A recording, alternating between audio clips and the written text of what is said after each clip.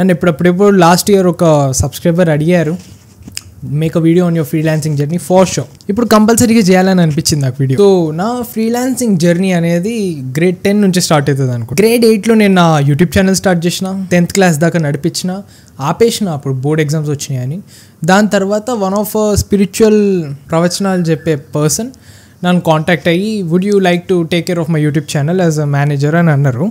That's fine, అంటే నాకున్న basic thumbnail editing management నేను చూసుకుందాం, నేను ట్రై చేస్తాను అని చెప్పి I got in to it. అది ఎక్కువ రోజులు నడవలే, 6 months నడిచింది. దాని తర్వాత they lost interest, I lost interest, అది ఆగిపోయింది అక్కడ. I didn't make any money, 0 penny. So దేవుడు ఎప్పుడైనా సరే మనకి ఫ్యూచర్లో ఒక పెద్దది ఏమైనా ఇవ్వబోతున్నాడు అంటే దాని రిలేటెడ్ చిన్నగా ఒక టేస్ట్ అనేది మనకు ముందే ఇస్తాడు. నాకు అప్పుడే అది రియలైజేషన్ కొట్టేది. దెన్ మధ్యలో నేను ఎవరైనా నాకు రీల్స్ ఇచ్చి ఎడిట్ చేయి, వీడియోస్ ఇచ్చి ఎడిట్ చేయి అంటే చిన్న చేసేవాడిని. అప్పుడు వన్ ఫైన్ డే నాకు దొరికిరు నాకు ఫస్ట్ క్లయింట్ 2023 ఆగస్ట్ టైంలో. I met a person, lead to client convert చేయాలి నథింగ్. నాకు అసలు ఈ టర్మ్స్ ఏవి కూడా తెలియకుండే. They only ask me by seeing my YouTube channel, Karthik నీ thumbnails బాగున్నాయి, నీ ఎడిటింగ్ బాగుంది, I'm thinking of starting something like this for sure. అంటే నేను అప్పుడు ఖాళీగా ఉండే వదిలి చేయడం బెటర్ కదా అనుకొని దిగిన. That's how I got into freelancing. నేను ఇంటెన్షనల్గా ఒక వీడియో చేసి దిగలే, ఐ అన్ఇంటెన్షనల్లీ దిగిన. Then for the first 3 months I completely worked on it. Marketing basics తెలుసుకున్న ఫస్ట్, ఎట్లా చేయాలి ఏంటి. నాకు ఫ్యూచర్లో ఇది గ్రో చేయాలన్న ఆలోచన కూడా లేకుండే.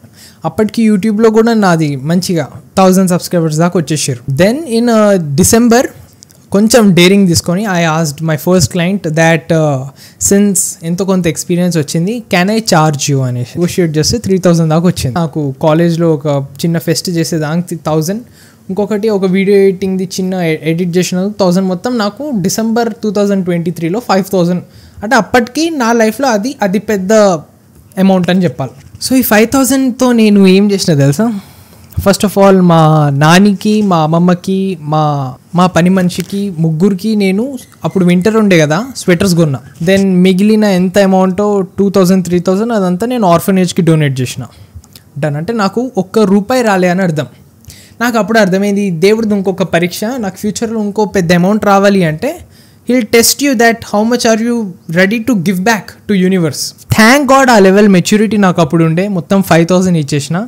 ఇప్పుడు దానికి ఇంటూ 10 times నేను కడుతున్నా డొనేషన్. సో అది 5000 ఇవ్వగానే లక్కీగా నాకు జనవరిలో ఇంకొక క్లయింట్, ఫిబ్రవరిలో ఇంకొక క్లయింట్, అలా చేస్తూ ఒక్కరి నుంచి నాకు 10 clients వచ్చారు.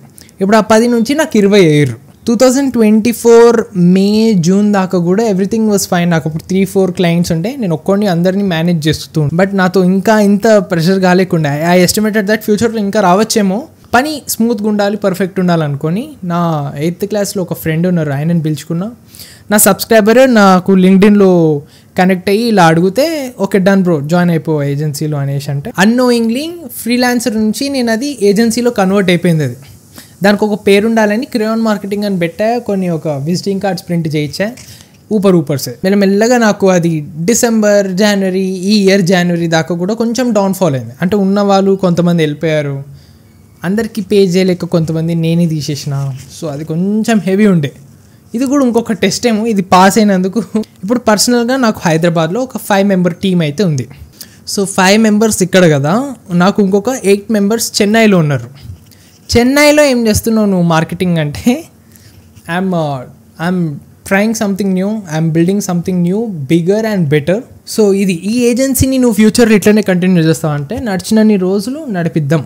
తర్వాత మెచ్యూరిటీ, తర్వాత డిక్లైన్ టైం ఉంటుంది. సో ఆ డిక్లైన్ రాకముందే ఆపేయడం బెటర్.